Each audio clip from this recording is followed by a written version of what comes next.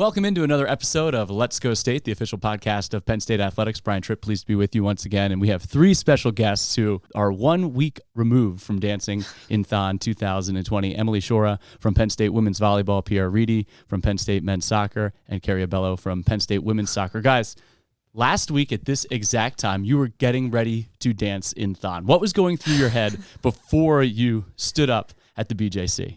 Oh my goodness. I mean, I was so nervous. I remember I was excited, but I was nervous because I was like, will I make it? Like 46 hours is so long. But once you actually get into the BJC, you first walk through this huge tunnel of people and everyone's excited and slapping your hand, and it's super exciting. And once you're actually in there, it's kind of surreal. You see all the people and everyone's kind of sitting down, hanging out. And I mean, when the countdown actually came, I think we were all just super excited and happy. Emily, what was going through your mind? Honestly, I was really excited and I was kind of finishing up my packing and all that. But I wasn't trying to think about it too much, just try to go in with a clear head. And I was pretty nervous too until we all got together. And then we all we meet in this, we met in, what was it? Haluba? Yeah. And so all the dancers met up and we got our shirts and our numbers and all that kind of stuff. So that kind of eased the nerves once I got together with everybody. How did the nerves compare to before you're getting ready to take the floor at Rec Hall for a volleyball match? Definitely a different kind of nerves. I think for volleyball, obviously, I think about the game plan and skill set and all that. And this, I was just, I didn't really know what to expect. I've never done anything like that. So it was just a whole new world. Pierre, did you have a game plan going in?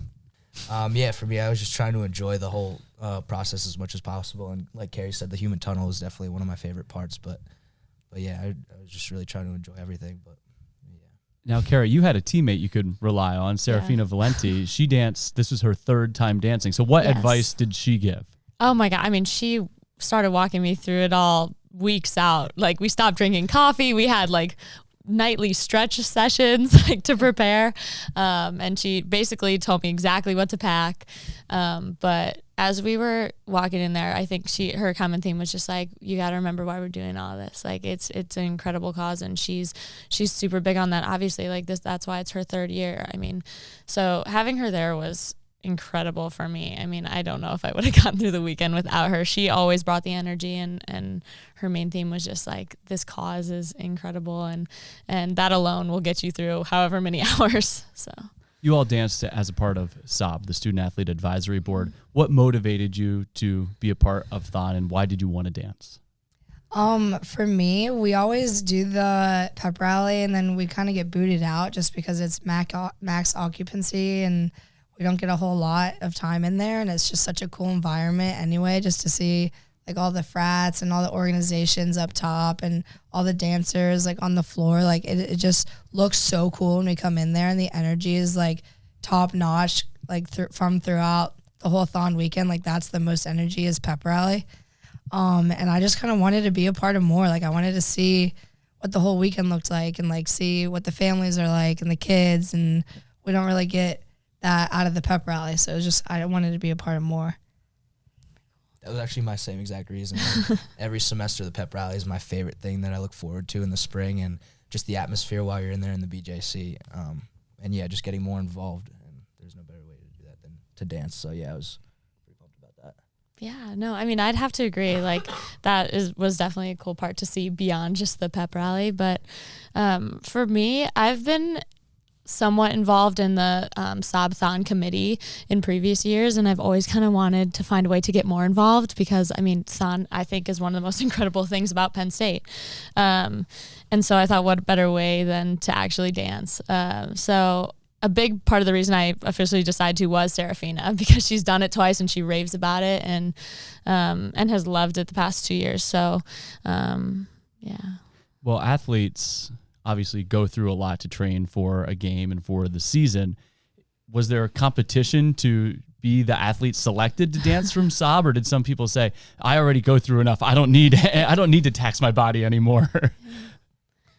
For me, I got asked by Rachel Rosen, who is our SAB or our THON chair, right? Yeah. And yeah, she was just looking for people to do it, and I was like, yeah, obviously I'll do it. I was surprised that like not a lot of athletes wanted to do it, and I get it. Like a lot of teams are in season and stuff right now, but when she asked me, I was like, absolutely, I'd love to take part in that opportunity.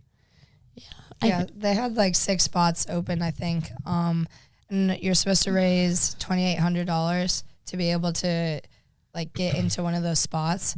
So right away, I raised my hand right away. I was like, I want to do it, and just started like raising money from there on.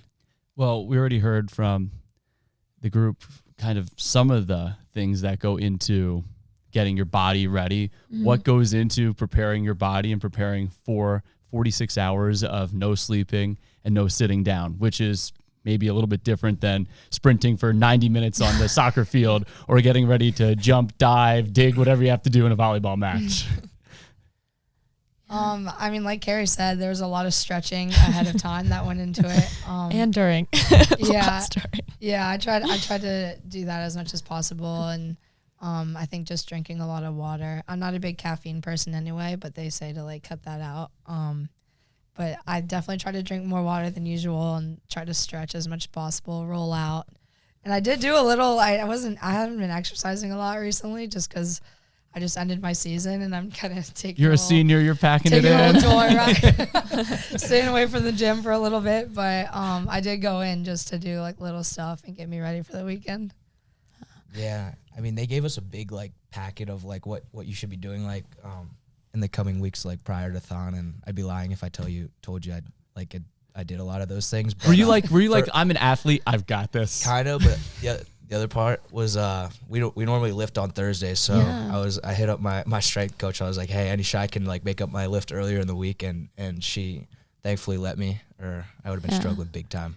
It's not trying to be sore for that. I almost feel like for us it was kind of an opposite process, because they tell like a lot of the dancers like make sure you're kind of working out leading up to it, so you have a good like fitness base, just so like you can do the standing. And for us, I feel like we're running so much that it was like once I got like closer to THON, we had to like try to cut out like the heavy lifting and like not be doing too much the week of, because we would go into the weekend exhausted. So like I don't think we were worried about being able to physically do it. I was more worried about being so sore from all of the like soccer training, but so it ended up being fine. Yeah, 100%. How did you feel afterwards, whether it was Sunday night or Monday morning?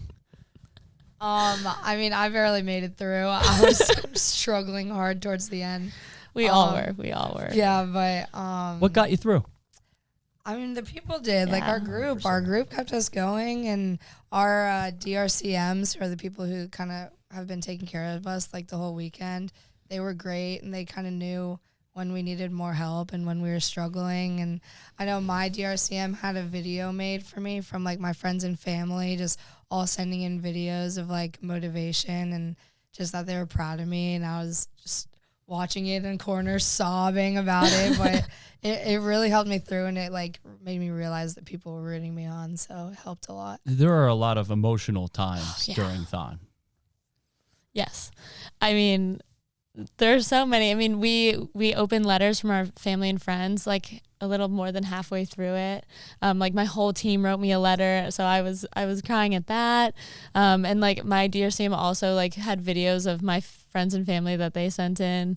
And then I mean in the Final Four, you watch a video of all our current and previous THON families, some like happy stories and some like really sad, and we all kind of stand together and watch these videos, and it's towards the end, so like physically you're struggling, but then on top of that, like the emotional and like mental burden is tough too. So it was definitely challenging at times. With Saab, who is your THON family, and did you get a chance to spend any time with them at THON weekend? Yeah, so we have 2, but only one of them was really around, and the THON child, her name's Isabella, and we kind of saw them periodically on and off, but we definitely got to see them during big moments. We saw them right before the Final Four, and we're kind of in touch with them throughout the weekend, and got some good pictures. So. What's it like being at a place like Penn State where you can have the ability to compete for championships in whatever sport you're participating in, but also have an opportunity to be involved? Everyone talks about the full impact a Penn State athlete can have, whether it's on the field competing for championships, in the classroom, but also community service and the opportunity for something like this with THON, even though you're a student athlete, to participate. I mean, it's awesome. Like Penn State gives us so many opportunities to like spread out, and we have a pretty high platform that we can use. And like when it comes to THON raising money, it helps to be part of the athletic programs here, and they just give us so many cool opportunities to go do things and reach out to the community. And it's nice because that community is the same community that's like cheering us on day in and day out while we're on the court or on the field. So it's nice to be able to like reach back out and like help out the community. What was your favorite moment of THON? Oh gosh. You can go. For me, I was a big fan of the silent disco. So they brought headphones in and everyone was jamming out. And then the Cash concert was pretty sweet too. I enjoyed that because that was after the pep rally, and I was kind of crashing at the time. So having them come on really boosted my energy. So those were my two fun things. Yeah. I had one big water gun fight with a few of the kids, and I was just drenched, and I think I needed that to wake up too. And it was just a good time to run around and play with the kids and like have to try to refill your water gun real quick so that you can continue. But I think that was one of my favorites. For me, I had a lot of different favorite moments. I loved the line dance. I thought that was so fun. Every hour, we do the same line dance. And it's just cool because like everyone stops what they're doing and just does it. And like everyone is so bought into it, and it's super cool. But for a while we just played like stupid games in like the back of the BJC. We played like Foursquare for like, I mean, we have no idea how much time. It was probably like over an hour. But yeah, you just play like stupid games to like keep yourself occupied, and it's a ton of fun. Did your teammates get a chance to come see you at all? Yeah, I had a few teammates that came, or a handful, I guess, and they came like periodically, so it helped space the time out. But whenever they were there, it definitely woke me up and got me in good energy. Yeah, I mean, for me, it was a huge boost during the pep rally. My whole team came, obviously, like all our teams came. So that was a huge boost of energy just to see them all. It was so fun. They were so excited. And then after the pep rally, kind of throughout the rest of the weekend, a few of them stopped in. One of them came at like 4:30 a.m. on Saturday, my roommate actually, so cool. When I was kind of like really struggling. It was perfect timing. It was great to have her support. How rewarding was it when you sit down at the end and then you see the nearly $11.7 million go up there as everyone holds the placards up on the stage? That was really an emotional moment for me because I just know how much goes into raising all that money, and we just spent that much time kind of promoting it and being on our feet and dancing and hanging out with the kids. Like seeing that number and the way that, I don't know her name, but the way that girl like announced it, like she just screamed it and everyone just like the confetti and everyone was like cheering for it. It was honestly a really crazy moment for me, and I just was so emotional. I was like, that's so awesome that we did that. How will that memory compare to some of the moments and accomplishments you've had during your sports career? Honestly, it was kind of similar because when we won the Big Ten, or not, I don't think it was Big Tens. I think it was to get to the Final Four. Mm-hmm. We had just beaten Michigan State, and it was kind of the same thing. There's just confetti everywhere, and everyone was hugging each other. So it had a similar feeling and a similar look, but that just was so much deeper, knowing that that money was like going towards helping kids and helping the cancer cure.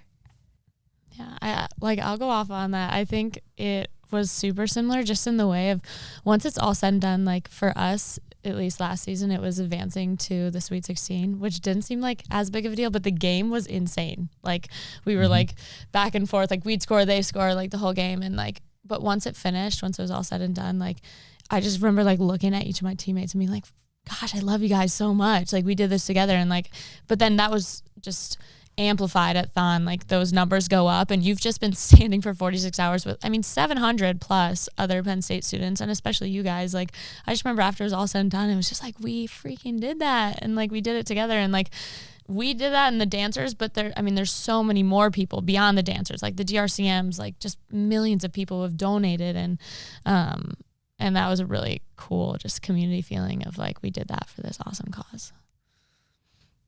Anything to add, or?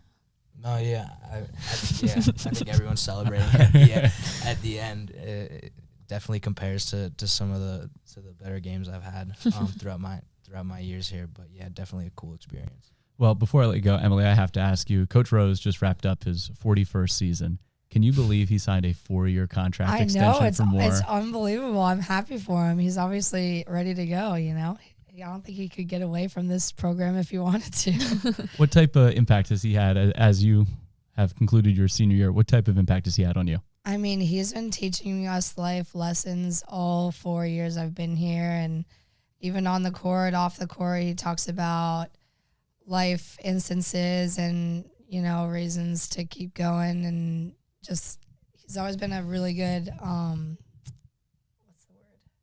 influence on my life, you know. I was just in his office like not too long ago, and I just always stop in to say hi, and he's almost like a fatherly figure off the court, so it's nice to have him in our lives. Carrie, you guys had to battle this year, just battle. How have things gone throughout the off season? What do you see for the program down the line? Oh my gosh, I see only good things. I mean, if anything, that season made us so much stronger. I mean, we had a lot of young players going into that season, and now they're a year older. We have new personalities coming out, and you know, knock on wood, but I don't think we could have a crazier season than last season. So, I mean, if anything, we are prepared for absolutely anything, and we are all so excited for the fall. And right now, we're just firing on all cylinders. Pierre, you guys made such strides this year under Coach Cook. I mean, the optimism has to be abound for the future too.